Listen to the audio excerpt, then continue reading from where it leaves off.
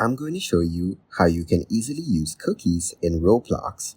First, open the Opera application on your PC. Next, click on the O icon located at the top left corner. Then it will show you a menu with various options. Here, click on the Extensions option and select Get Extensions. Then search for the cookie editor in the provided search bar. After that, it will provide you the option of a cookie editor.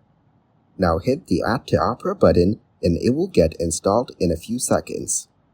Open a new tab and click on the extension icon at the top right corner. Here, you will select the cookie editor to add it to your Opera extension. In the next step, reach the Roblox website on the other tab. Next, click on the extension icon and select the cookie editor.